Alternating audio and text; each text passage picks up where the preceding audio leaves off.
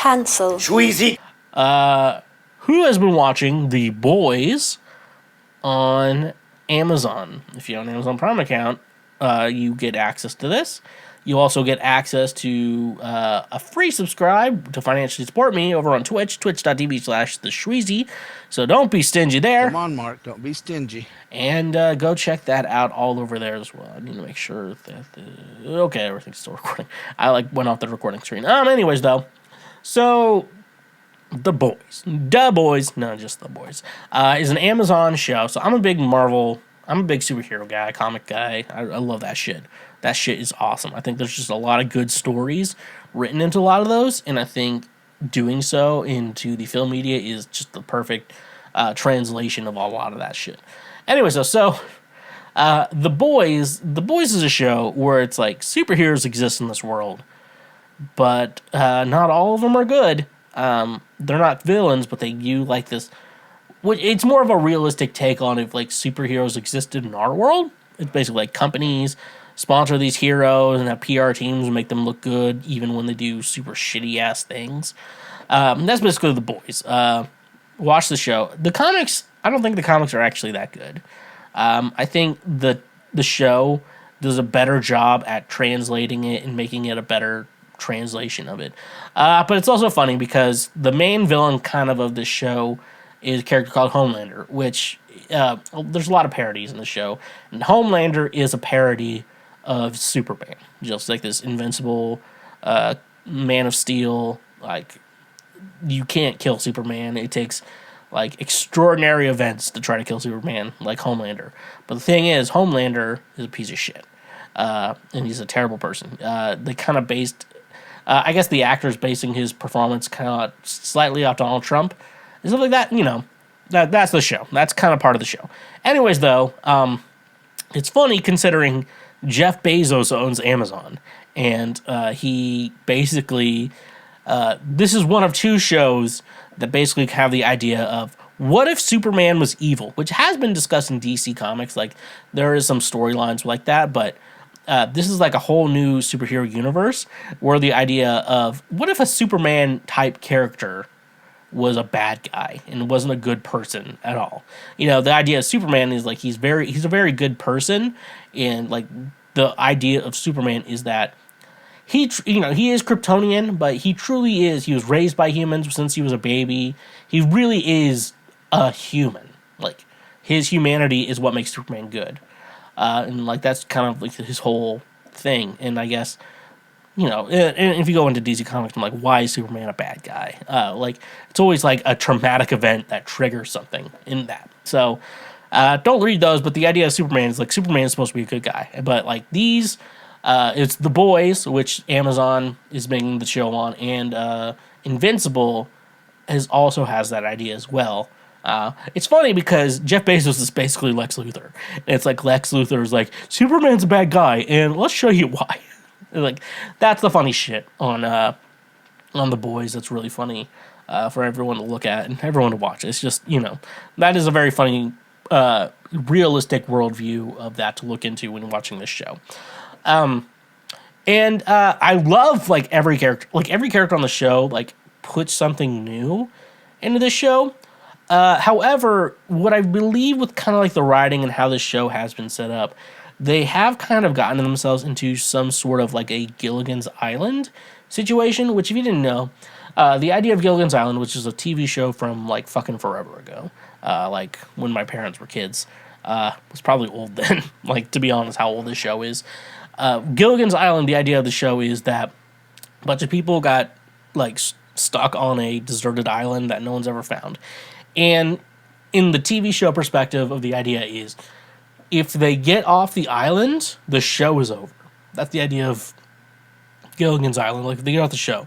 So like the show, like to continue going with the show, they have to, like any effort they make to try to get off the island has to fail and stuff like that. They've kind of gotten themselves into this situation with The Boys because Homelander is the main villain. And I just, you know, with actors and actresses, I know they're just a terrific character when they make me believe, like when we go into like the real world and they just do like, their press interviews and press shit like that, on our social media, that you still kind of hate them because of how good they played this character. That's the guy who plays Homelander. Like, he's that good. Like, who Dolores Umbridge, that actress, like, she, like, you still kind of hate her. Like, that's how you know someone is actually good at their job, like, in acting. But no, like, the idea of The Boys is that if they kill, like, the whole idea of the show kind of is we have to take out Homelander. Like the world will be a better place if Homelander doesn't exist and we just get rid of him. So, like, this idea, everything on this show is setting up towards either killing Homelander or like getting rid of his superpowers and stuff like that. So that's kind of how the show is working, and so. Yeah, so that's basically the idea of the show. So season 1 set up kind of the entire thing of how the boys got set up and everything like that. And so that season ended with Homelander killing his love interest and shit like that. And he's like, I don't care. And it's this show between Homelander and Billy Butcher are the real rivals, because Homelander is so obsessed with like people liking him, but then at the same time, like, Billy Butcher is trying to take Homelander down. And Homelander could easily just wipe out Billy Butcher for the most part, because he's not a superhero or a soup, as they refer to it in the show. And Homelander could just easily take him out. But if he does, it's basically an endgame for Homelander. So season 2, like, I watched part of season 2 and I stopped for a while. And then once I heard that they're bringing Temp V into season 3 of The Boys, I was like, okay, I gotta catch up on the show. I gotta start watching season 3. So that's how I really got back into the show. Season 2, it's like, okay, we gotta get rid of Homelander, but we're not really explaining how. We don't really have a good plan on how we're getting rid of Homelander. But Temp V, bringing that into it, I think in the comics what they did was, like, Temp V was kind of a thing that they used to, take care of the bad superhero problems, stuff like that. But they kind of did a whole different thing in this. So that's like just humans, and it was Temp V. It was like you get 24 hours with superpowers, and then after that you can go back to being a normal human being. And I think that's similar to kind of what they want with the Temp V storyline, is that it's like these, like, Huey, Homelander, and a lot of other people, and even there are a lot of supers are like, I wish I don't have my powers. I wish I would have been better off without my powers. And so that's the nice thing about this, is like we're giving ourselves powers because for the idea of the ends justify the means, or as I like to say, the ends justify the means. Anyways, so, usually they would get their ass whooped and they have to, like, think outside the box to do it. But the Temp V storyline really stepped up the game in this. And so, best episode of season 3 of The Boys was Herogasm for the most part. Now, they have there's a big orgy here, and it's streaming, so, like, they don't censor anything. But look, I'm saying I've seen, like, 10 prolapsed anuses. When I was a child, I watched 2 women shit into a cup and eat it. I've seen someone shove a jar up their ass, and someone shove a can of Diet Coke up their ass and shove it back out, and I still drink Diet Coke. So, like, that's the thing. Like, they had, like, this big warning at the beginning of the episode. It's like, be careful when watching this episode, because you could be a little frightening. I'm like, I think millennials are watching the show for the most part, and I think we'll be fine. Anyways, though, but the end of Herogasm, how, like, it ended, and it was just like, it got me so fucking pumped. It was basically Soldier Boy as a character they introduced in the show. I'm trying to explain, like, my thoughts on it without spoiling it. So for those of you watching that, you can watch it and still kind of think the way I think and have thoughts on it. So basically, Soldier Boy was introduced. So about, like, Soldier Boy, Butcher, and Huey. So Butcher had similar powers to Homelander. He had, like, the laser vision and super strength and invincibility kind of thing.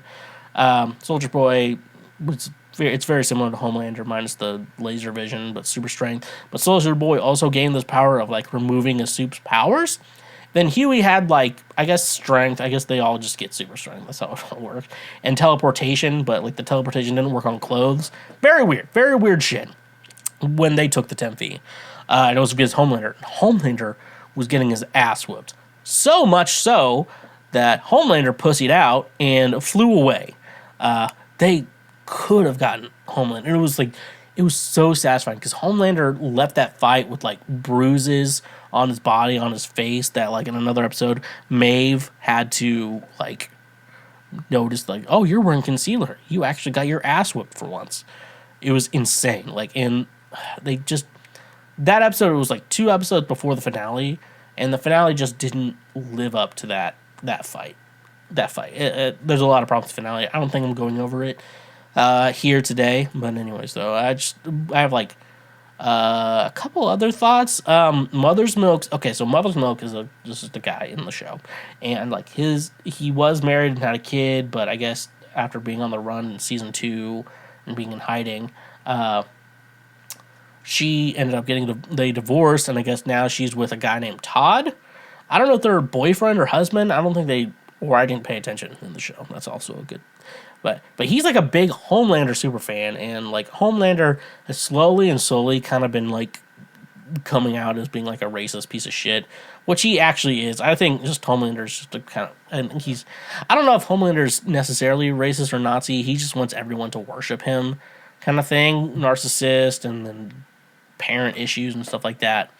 But like the thing is though, like Homelander has kind of becoming, he kind of this season kind of came across like all the like the Republicans, R words as we like to say, came across as like the idea of like people who support Homelander, kind of racist, Nazis, just Republican type of people. But like Mother's Milk, I only bring this up because it's relevant. He's black. His ex-wife is black. His daughter is black because both parents are black. I don't understand the idea of like a guy who's kind of racist and kind of a Nazi dating a black woman with a black child. I just don't get that part. That was kind of weird in the season. I just don't get that. Because like they've kind of mentioned that Homelander's kind of been based off Trump. And I just feel like a guy who'd be like Trump would not, and who's a little racist and pretty racist, would not be dating a black woman with a black child. That just seems weird. Also, yeah. I think I mentioned this scene a couple weeks ago. The Deep ate a live octopus, and like the idea of like the Deep was really good friends with this octopus. The Deep and A-Train, those storylines just don't go anywhere, like for real. Like they could edit them out of the show for scenes they're not important in, and the show would be fine. I think it's just goofy little side plots. But they made the Deep eat his friend, who was an octopus, because the Deep can talk to sea creatures, and he made him eat a live octopus. And like, I'm telling you right now, I've seen a lot of pro-op seances, but it's always stuff that involves eating. That's the stuff that makes me want to throw up. Like I almost threw up watching that scene. Like I had to like look away and just like listen to the sounds of the episode just to make sure that everything was fine. Like, jeez, that was so fucking gross. And they make it, and we're getting so good at CGI that, like, when you see something that looks clearly CGI, is for a purpose, because the Uncanny Valley, like, we're so good. And, I'm okay with things that look CGI. That's fine. Like, when it just looks clear CGI and stuff like that, because when it's too realistic, like I just saw Thor: Love and Thunder, and when they fight on Omnipotent City, like, all the blood was gold. And I'm like, okay, that's a great thing, because you show how bloody it was, but it's not real blood. That was so fucking gross when you get the octopus. Like, oh, God, I'm like, I'm controlling myself from gagging right now of talking about it. Anyways, though, we got to talk about who we're simping for in this show. 3 main hotties in the show, I feel like, who have mommy energy, who we could all be simping over. Kimiko, who I'm so glad they were like, we're not going to call you the female in the show to sound like a fucking incel. We're going to call you Kimiko.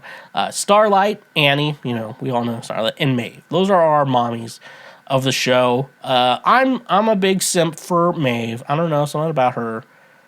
I think Starlight and Kimiko are super attractive too. I'm not going to lie. Like, I'm DTF for all of them, but Maeve, we got to pick one. It's going to be Maeve for me. Like, god damn, she's hot. And it's kind of upsetting that they kind of wrote her out of the show for the next season.